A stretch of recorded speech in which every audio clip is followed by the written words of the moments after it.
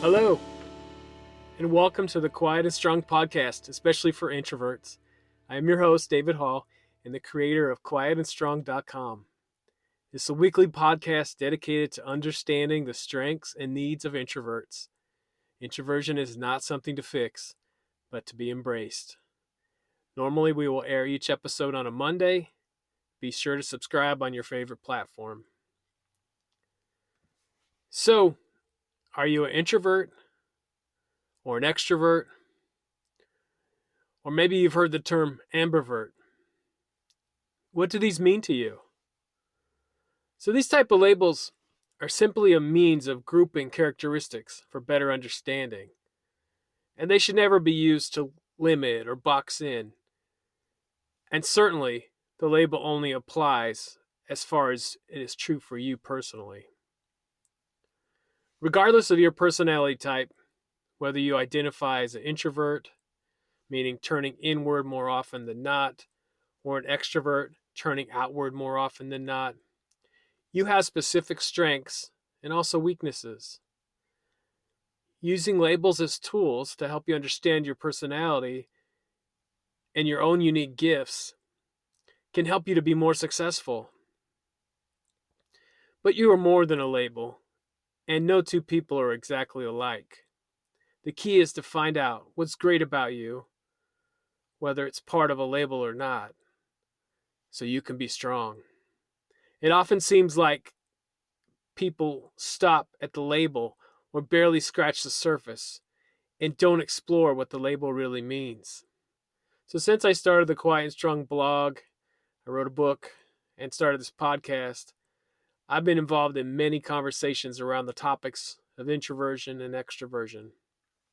I've found that some in conversations are aware of their strengths and needs, and some are not.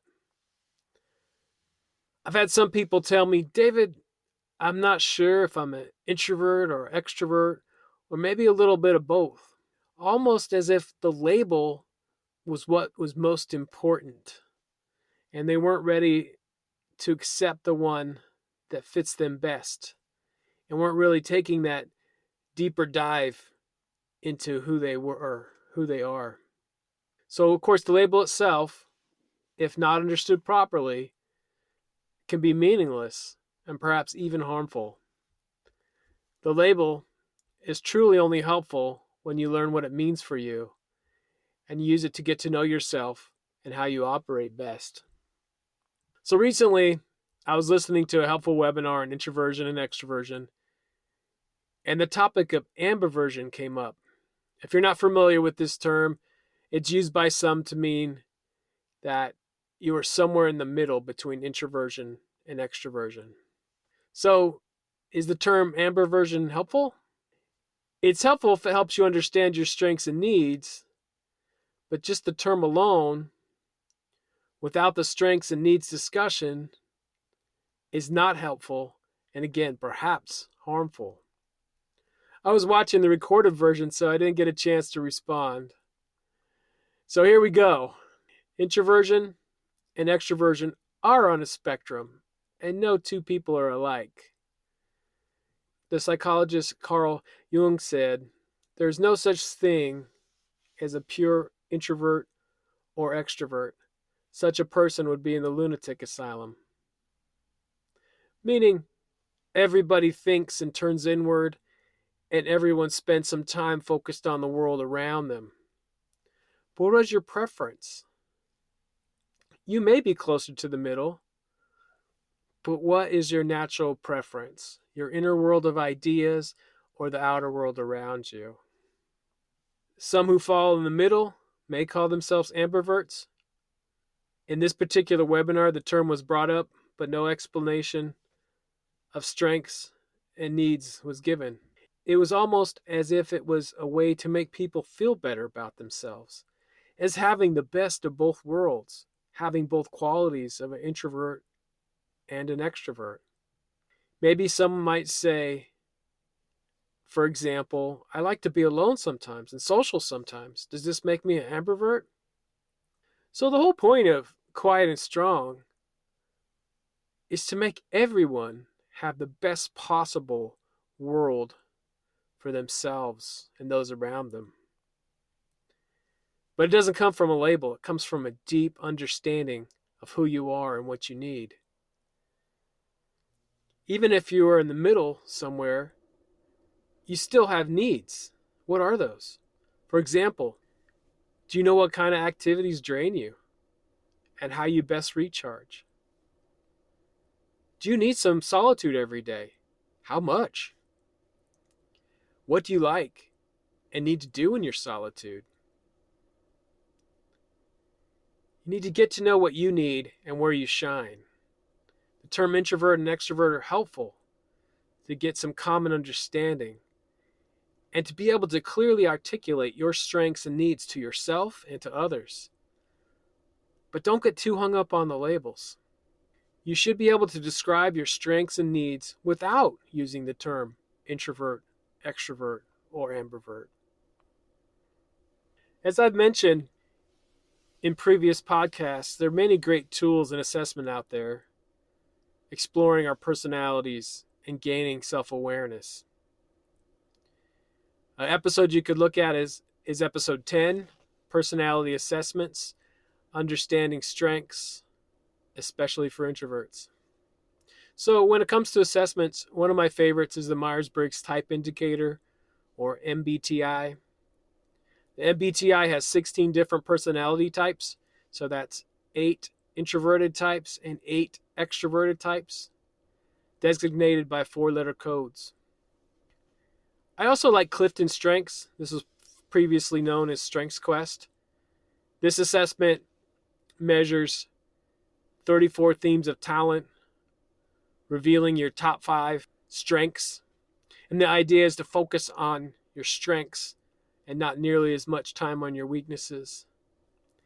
Of course, this instrument isn't specifically about introversion or extroversion, as we are far more complicated than just being an introvert or extrovert. However, if you take this assessment, you may recognize some correlation with some of your introverted or extroverted gifts and the strengths that are discussed. I will put links to both the MBTI and Clifton Strengths in the show notes. There's many more assessments you can take. I think these are good places to start. And keep in mind, as you read information about your personality preferences, you need to validate what's true for you.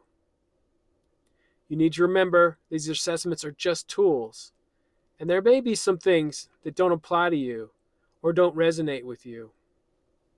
So for today, I'm going to review some more about the MBTI and also some 6 differences that I've come up with that you don't have to take an assessment for. 6 differences between introversion and extroversion. And when we're talking, choose not to be jealous of other strengths because you have your own unique set. No person has all the strengths, and introverts have different strengths between each other. Like it or not, I think it's also we need each other, our different gifts and abilities. So you can go to mbtionline.com. It's the official home for the Myers-Briggs Type Indicator. Again, you can take the assessment there for a fee, and there's other versions out there for a fee, or there's some free versions as well. You can decide what you want to take. Again, in the MBTI, there's 16 types, 8 introverted and 8 extroverted. I think this is a good framework for understanding your unique gifts. There are 4 pairs. There's a introversion and extroversion. The second letter is either S for sensing, paying attention to information that comes through your 5 senses, or N for intuition, as you gather information in more of an intuitive way from meanings and patterns. The third is thinking, if you take a more logical and analytical approach to life, or F is for feeling, as you're in touch more with your feelings and the feelings of others. And then the fourth one is J for judging, which is living life in a planned or organized manner. and not to be confused with judgmental. And then P is perceiving, which is more flexible and spontaneous. Again, this is a very brief overview, very simplistic, but I think it can really help not only get at introversion, extroversion, but some other key areas of your personality. So all the four letters together, they make up a four-letter code. So for example, in my case, I'm an INTJ, and we're going to talk about the other introverted types very briefly. If you go to the MBTI online site, you can see some descriptions, you can get more information. I'm going to talk about the different types. Again, I think it's still useful if you haven't taken the test. If you have, you might have a little bit more understanding. But whether you have or not, let's just talk about the nicknames that each of these have. And as I read the nicknames, you can see how the different types vary, even amongst introverts. So again, 8 different general types. So the INFJ is nicknamed the insightful visionary. INFP, the thoughtful idealist. INTJ, the conceptual planner.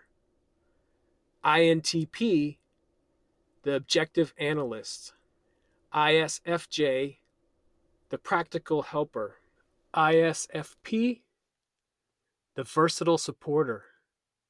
ISTJ, the responsible realist. ISTP, the logical pragmatist. So as you can see, even from these just titles, we differ and can greatly benefit from taking a deep dive into our own types. I'm going to read a couple excerpts from the site on strengths of a couple of these types. You can definitely go to the site to explore this more. But I think just hearing the difference between a couple types will also help you to understand, the value of taking that deep dive. So the first one I'll read is INFJ. Again, that's the insightful visionary. INFJs want to change the world for the better. And they often have careers or hobbies that help them to do so. These quiet, reserved people save their energy for those who mean most to them, which makes others feel special. INFJs are idealists. They want to make things better for those who really need it, and they enjoy helping others grow and become better versions of themselves. They're also independent and know exactly what they want to do next without needing to ask for advice or guidance. So contrast that with the INTJ, the conceptual planner. INTJs are not interested in simply solving a problem. They're interested in how the solution can lead to solving many problems. They're idealistic and resourceful and keenly able to observe structures and systems so they can fix or recreate them. Their dominant process is introverted intuition, so INTJs often act independently from others. They don't need much input or advice before making a move. They are passionate problem solvers, and this often carries over into helping the people they care about most. Some similarities, but definitely a contrast between a couple different introverted types. And I'll just read one more. And again, you can go to the site and read them all and take the test and see, where you fall.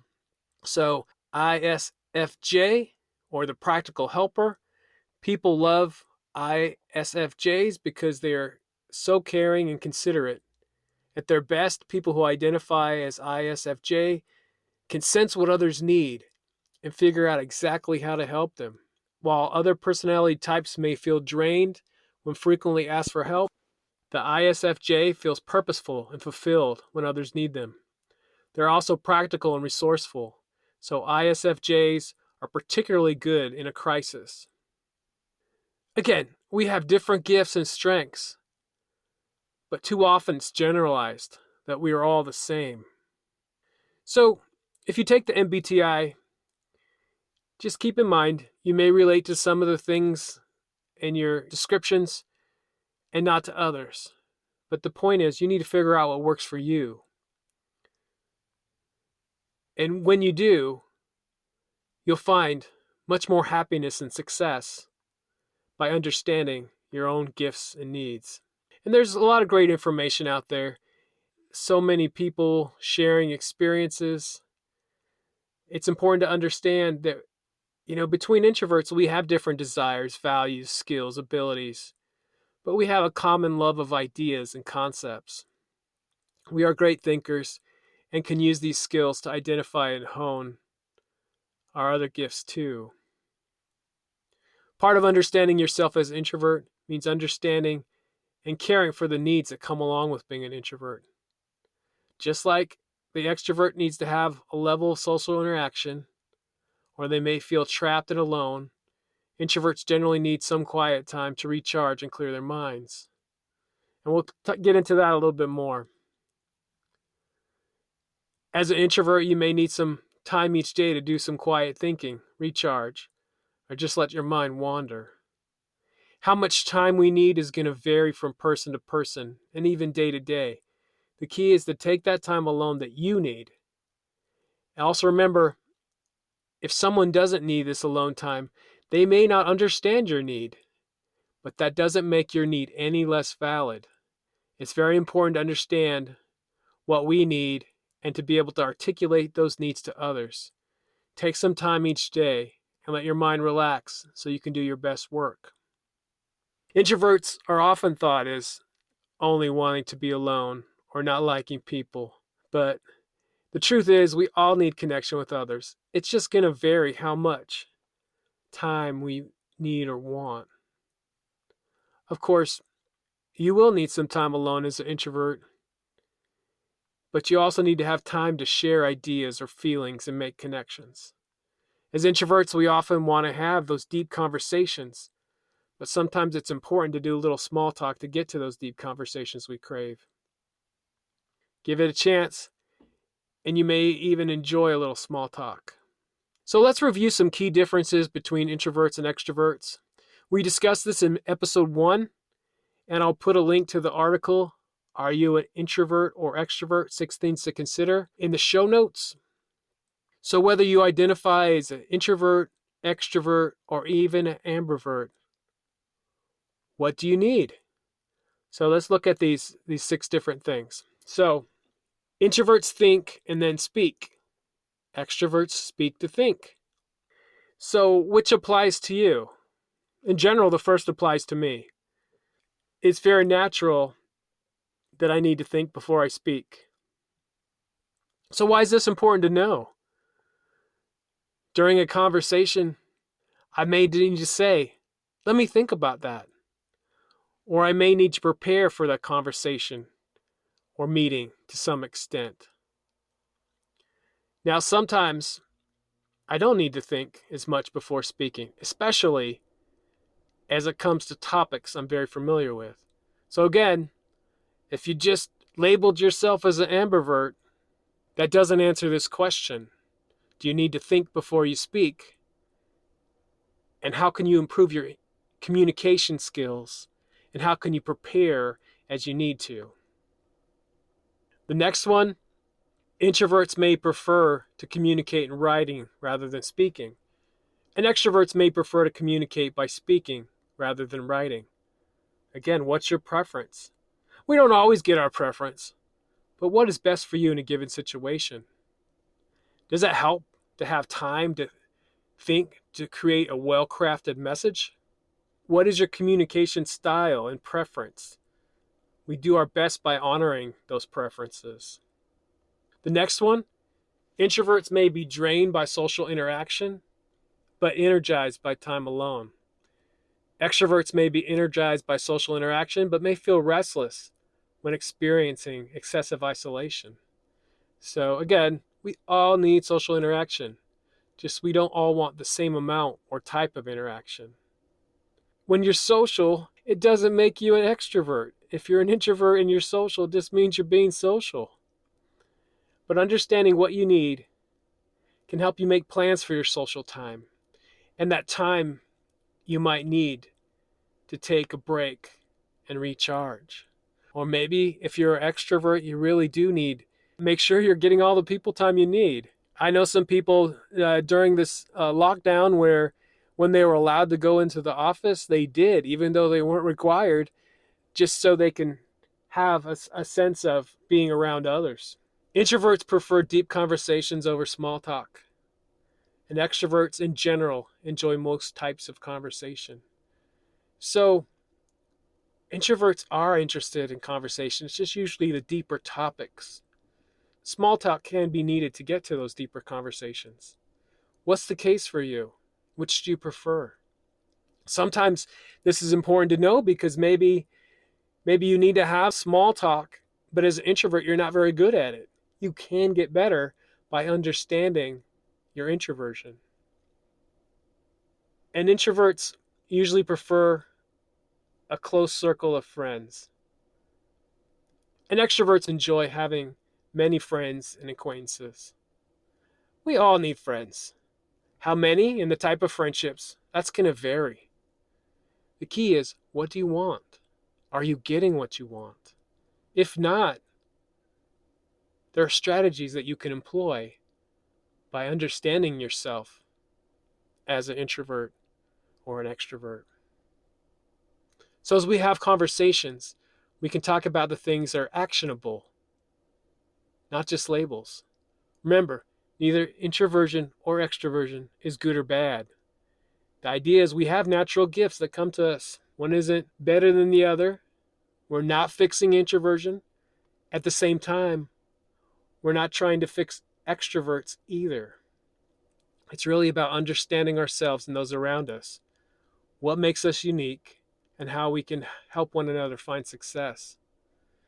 And also, keep in mind, introversion is not shyness. An introvert can be shy for sure. An extrovert can be shy as well. It's a matter of confidence. And the good news is you can gain confidence whether you're a shy introvert or shy extrovert. Introversion doesn't mean that you're not social. You may have some different social needs, but you have social needs nonetheless. There are so many gifts that we each have. Hopefully you're employing your unique gifts in your work and in your life. Where the most happiness comes is when we're using our natural gifts most of the time. Understanding introversion has been key in changing many lives and helping people be more successful. So instead of describing yourself in terms of being an introvert or extrovert, or a little bit of both, describe yourself in terms of how you function best, what you need. Describe what your strengths are. Once you understand your strengths and how to make your introversion work for you, you can determine the best strategies to accomplish your goals, working with your natural strengths instead of against them. Figure out how each day looks for you, how you accomplish your goals day by day, week by week. What do you want to achieve?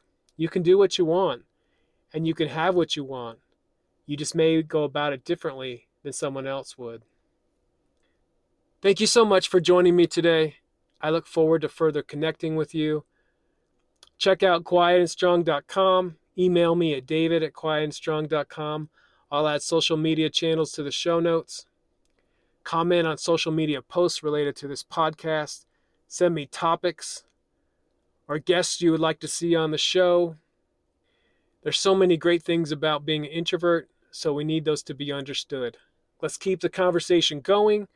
Get to know your introverted strengths and needs, and be strong.